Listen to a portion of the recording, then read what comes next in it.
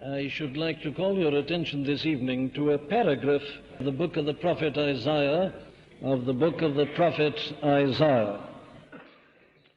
Por cuanto desechó este pueblo las aguas de Siloé, que corren mansamente, y se regocijó con Rezín y con el hijo de Remalías, he aquí, por tanto, que el Señor hace subir sobre ellos aguas de ríos, impetuosas y muchas, esto es, al rey de Asiria con todo su poder, el cual subirá sobre todos sus ríos y pasará sobre todas sus riberas. Isaías 8, 6 y 7. No es un mero accidente que en la disposición de los libros de las Escrituras del Antiguo Testamento, las profecías y los escritos de los profetas estén situados al final, porque, sin lugar a dudas, son el verdadero clímax de todo lo que los precede y representan el nivel más alto de la revelación que hace Dios de sí mismo bajo la dispensación del Antiguo Testamento. Su posición suprema de excepcional importancia se puede mostrar en muchos sentidos y aspectos. Por ejemplo, son muy importantes simplemente desde la perspectiva de la historia,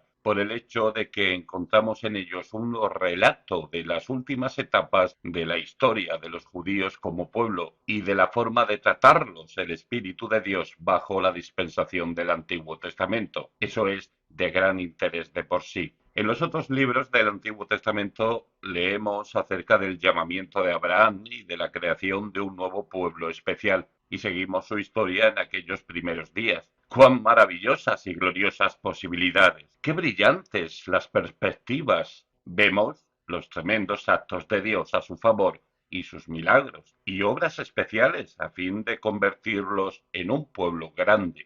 Nunca un pueblo recibió una oportunidad tan maravillosa. No existe historia alguna tan romántica y emocionante como la historia temprana de los judíos, tal como la seguimos paso a paso y de etapa en etapa. Pensemos en la conquista de Canaán, la grandeza de David y su reino, y también la grandeza y el esplendor del reino de Salomón. Pero después vamos percibiendo el declive gradual y la caída, una degradación constante de los valores, la división del reino en dos y el crecimiento de los problemas, las aflicciones y dificultades. Y luego en los libros de profecías, así como en porciones de la historia de reyes y crónicas, llegamos a los últimos días y vemos a Israel y Judá en la adversidad y en lo más profundo del desastre y la vergüenza nacional. ¡Qué contraste con aquellos primeros días! Es el final de un periodo, el desarrollo de un cierto principio y de un cierto proceso que aquí se describe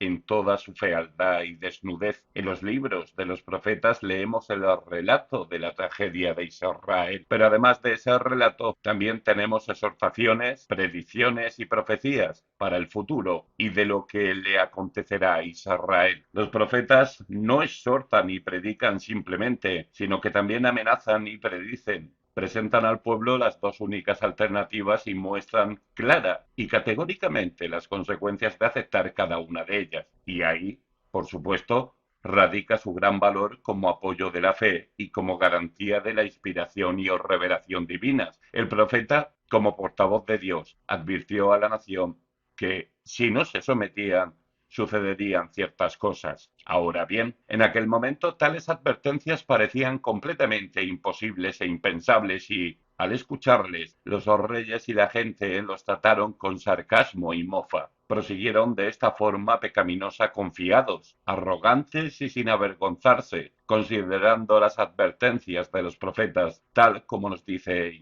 Isaías y otros, un galimatías sin sentido. En cualquier caso, las predicciones se cumplieron, las profecías se verificaron literalmente y de manera sumamente extraordinarias, y eso a su vez nos lleva a señalar lo que, después de todo, es lo más importante de todos estos escritos, es decir, que nos proporcionan una explicación de la historia. Muestran claramente el motivo del declive y la caída de Israel. Nos dan la explicación de por qué los profetas amenazaron a Israel con tan terribles consecuencias Y estas cosas llegaron a suceder. La simple consideración de la historia pasada de una raza o una nación es valiosa, y aquellos que tengan ojos para ver aprenderán siempre valiosas lecciones y les será de gran provecho. Pero la causa exacta del problema no siempre se llega a descubrir por medio de semejante estudio. Mas en estos escritos se establece la causa, y que esa es realmente la causa se demuestra además por la forma en que las predicciones del futuro se verificaron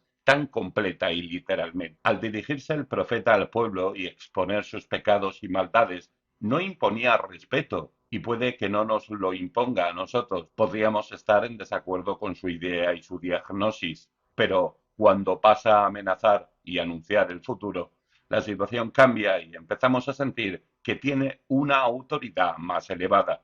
Aún así, puede que intentemos desestimarlo como un mero soñador y visionario, pero cuando se producen los acontecimientos que predijo, nos cierra la boca y debemos admitir que lo sabía. Los profetas nos enseñan, pues, que la historia no es accidental, que las cosas no suceden de manera completamente incontrolada y por azar, muestran que hay principios fundamentales detrás de todo lo que sucede, que los acontecimientos vistos y relatados no son sino el desarrollo de ciertas leyes definidas y eternas. La caída y el fracaso de los hijos de Israel no se puede explicar en términos de historia secular e ideas de hombres. No es solo el caso de una nación que finalmente se debilitó y perdió su posición de preeminencia y poder, como ha acontecido a muchas naciones tras ella. No es algo que pertenezca meramente a la naturaleza de las cosas o suceda según alguna regla de la vida o la historia. Todo el proceso puede rastrearse con claridad y facilidad.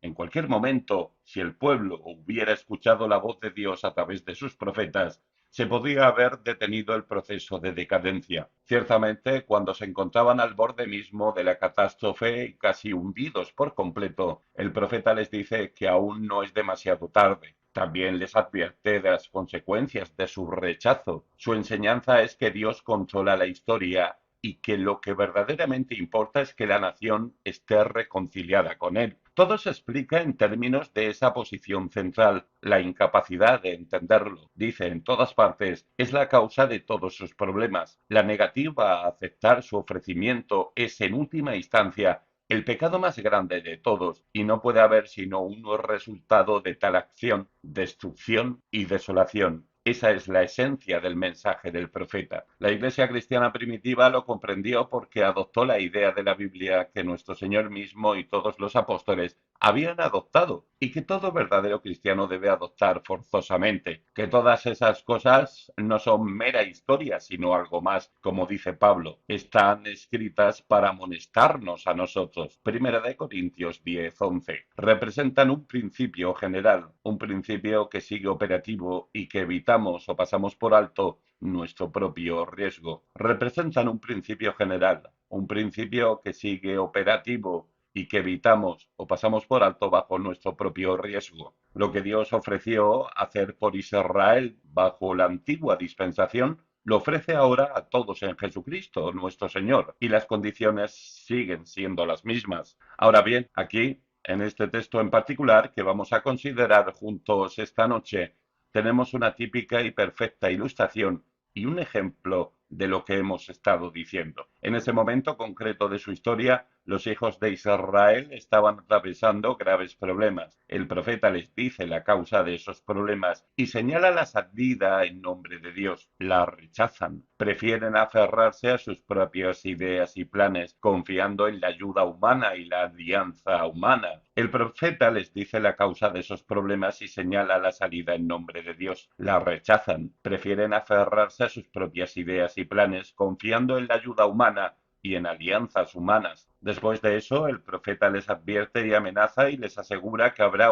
un único resultado, el desastre terrible y completo. Sus palabras se verifican literalmente en el momento actual de la historia. Procedamos, pues, a considerar este caso y aprender las lecciones que Dios tiene para nosotros. Al hacerlo, permítaseme recordar nuevamente que no estamos ante un cuento de hadas o una novela romántica, sino ante una historia auténtica. Lo que Dios dice también lo lleva a cabo. Aquello con lo que amenaza, lo cumple. El que las personas se rían hoy de su palabra, la traten con desdén y la consideren como algo pueril y ridículo en comparación con lo que se denomina vida moderna y conocimientos modernos, no debiera confundir a nadie verdaderamente inteligente, porque eso hicieron en los días de Isaías, y no supuso diferencia alguna en el resultado, y no supone diferencia alguna en la actualidad, ni supondrá diferencia alguna en los días venideros. Es la palabra del Dios viviente,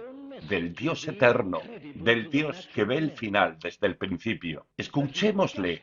Sus principios son perfectamente claros y no debemos ser ingenuos a la hora de discernirlos y extraerlos. Uno, el primero es que los problemas, las dificultades y todo lo que hace que la vida sea triste y desgraciada son enteramente resultado del pecado. Debemos sostener con claridad este principio sobre la base de la mera lógica y la filosofía, además de sobre toda la enseñanza de la Biblia. Al pasar nosotros o cualquier otro por dificultades, el ejercicio de la sabiduría consiste en intentar discernir la causa y la explicación de la situación. El hombre que intenta afrontar la situación sin buscar la causa no piensa en absoluto. Los verdaderos pensadores intentan afrontar el problema y discernir la causa. Es en este punto donde la Biblia difiere de todas las ideas y conceptos humanos. Los hombres siempre intentan discernir la causa de sus males en las circunstancias, en el contexto o en otros diversos factores y otras fuerzas que escapan a su control. Al no encontrar nada definido, tienden a basarse en lo que denominan destino o azar. Que hagan algo así no resulta en absoluto sorprendente. Es tan solo un intento de evitar la responsabilidad personal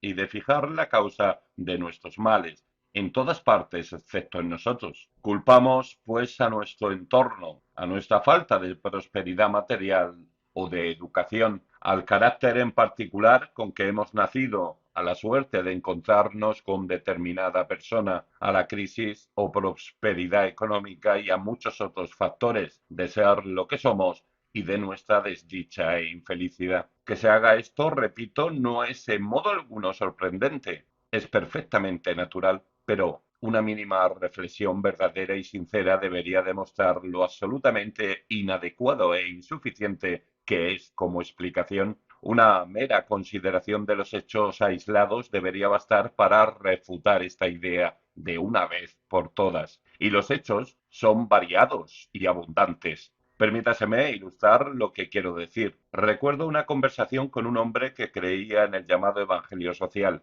Al ser presionado dijo, como suelen decir todas las personas de este tipo, que culpaba a las condiciones actuales del hecho de que muchos no sean cristianos. En su opinión, era imposible que una persona fuera cristiana en un área deprimida y, por tanto, el primer paso y el más vital en la evangelización de las masas era la transformación completa de ese contexto. Lo único que hizo falta para contestarle fue sencillamente preguntarle si el pecado y la miseria estaban confinados únicamente en un barrio londinense y brillaban por su ausencia en otro de mejor clase. El primer barrio es la zona más desfavorecida de Londres en contraposición a la opulencia del otro barrio. Expresándolo de manera más directa, le pregunté si pensaba verdadera y sinceramente que era más difícil salvar a los inquilinos de tales distritos que a los propietarios de las casas, con lo cual pasó a denunciar a los propietarios y a decir que su caso era infinitamente peor. Pero el entorno de los propietarios es perfecto. ¿Dónde está el argumento del contexto y el entorno? Se ha dicho precisamente lo mismo de la educación y la cultura. Si se probara que el pecado y la miseria están confinados únicamente a los analfabetos e iletrados, entonces la tesis sería incontestable. Pero los hechos muestran casi lo diametralmente opuesto. Y así podríamos recorrer toda la lista de causas, excusas y explicaciones. Pero nuestro argumento no se queda ni siquiera ahí. Debemos pasar a un argumento positivo, demostrando los innumerables ejemplos gloriosos de las más grandes y nobles almas que han salido de los peores entornos y las peores condiciones. Podríamos mostrar que siempre se ha dado el caso de que la felicidad y el verdadero éxito no han sido monopolio de los sabios y prudentes, y que las verdaderas heroicidades en la vida y en la historia han sido de esas personas nobles que, a pesar de su cruel destino de persecuciones, encarcelamientos y muerte, jamás perdieron su tranquilo equilibrio y perfecta serenidad. El intento de explicar los males de la vida en términos de una o todas estas condiciones externas se vendrá abajo sin remedio ante los hechos, ya sean positivos o negativos. No somos tan necios como para decir que no cuentan en absoluto. Lo que negamos es que sean el factor determinante y, por ende, de vital importancia. Además, rechazamos esa explicación sobre la base de que es un insulto a la verdadera naturaleza del hombre en cualquier estado o situación indicar, que depende entera y absolutamente de sus condiciones externas. Eso es convertirlo en algo inerte y mecánico. Es ciertamente acabar con la creencia en el alma y el espíritu. Pero lo más extraordinario de todo es que los hombres modernos, que tanto se enorgullecen de su libre albedrío e independencia, y que tan a menudo rechazan la religión cristiana porque creen que les ata y limita. Sin embargo, cuando explican sus vidas, sus problemas y su amargura, invariablemente hablan de sí mismos como meras máquinas controladas completamente por fuerzas y factores que escapan a su control. Pero todo esto es únicamente el prólogo a las obras definidas y aseveraciones y enseñanzas de la Biblia. Allí se nos dice que el hombre cayó y erró en las condiciones más perfectas e ideales del huerto del Edén en el paraíso, y al examinar la historia vemos que siempre ocurre lo mismo. Considerémoslo en aquel momento de la historia de los hijos de Israel en que escribía Isaías. ¿Por qué se encontraban en tan terrible, desesperada tesitura? ¿A qué se debía tan terrible cambio desde los días de David y Salomón? Su entorno y país habían sido perfectos, sus conocimientos y cultura habían sido superiores a los de cualquier otra nación. ¿Por qué entonces las presentes dificultades? La respuesta es perfectamente clara. No es que estuvieran enzarzados en una lucha contra circunstancias adversas e intentando mantenerse a flote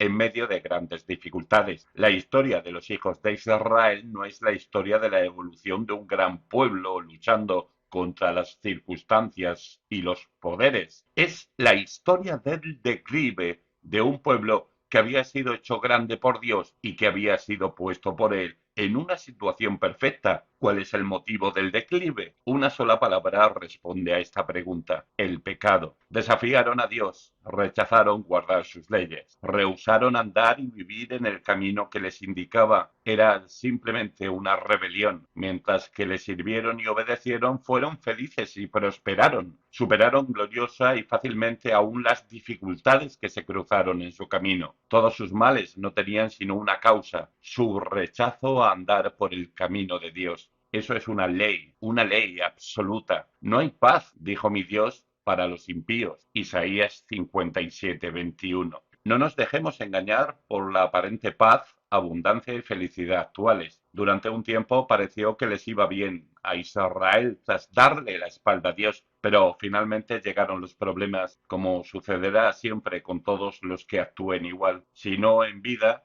entonces en la muerte y el más allá. Pero ¿no ha sucedido eso ya ahora? ¿Te va todo bien? ¿Eres verdaderamente feliz en lo más profundo de ti? ¿No estás luchando con un problema? ¿Cuál es la causa del problema? ¿Cuál es la verdadera explicación? No intentes culpar a las circunstancias y el entorno, porque hay otros que se encuentran exactamente en tu misma situación y son felices. No culpes al conocimiento o a su ausencia, porque, como hemos visto, ese argumento cae por su propio peso. Afronta mi pregunta: ¿cómo están las cosas entre tú y Dios? ¿Le tienes en cuenta? ¿Planeas y vives tu vida según su ley y sus caminos? ¿Te habías dado cuenta de que la única cosa verdaderamente importante en la vida y el mundo es complacer a Dios? ¿Eras consciente del hecho de que tu bienestar depende única y exclusivamente de Él? Israel tiene dificultades a causa de su pecado. El pecado es la causa de todos los males y problemas. 2.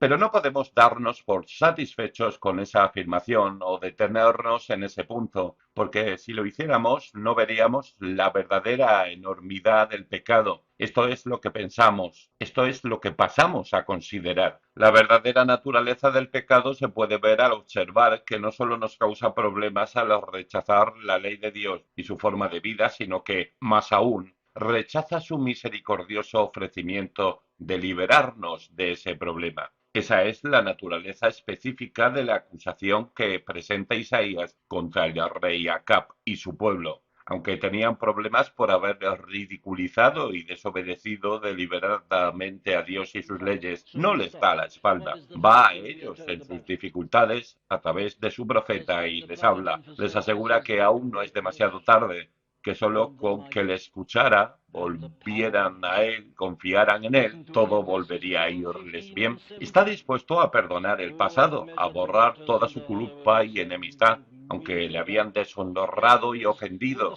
Sin embargo, en su infinito amor y gracia estaba dispuesto a tenerles en consideración y bendecirles. Los ve con una mirada misericordiosa. Los considera con compasión. No elige ver el pecado que ha causado sus problemas, sino el penoso estado en que se encuentran a causa de sus problemas. Y les ofrece liberarles, hasta les apremia por medio de una serie de profetas y les hace un llamamiento en los términos más tiernos. Más aún, Dios les muestra que su camino es la única vía de salida. Les advierte de la futilidad de confiar en cualquier otro recurso o consejo. Les recuerda el poder con que los liberó en el pasado y su lugar en toda su historia, en su absoluta necesidad ocasionada por su negativa a vivir en sus caminos. Viene a ellos con este ofrecimiento de perdón, hasta de liberación y restauración. ¿Puede haber algo más maravilloso? ¿Podría hacer algo más el amor? Sin embargo, lo terrible, lo horrendo en la historia de Israel es que se rechazó todo esto con sarcasmo y arrogancia. Al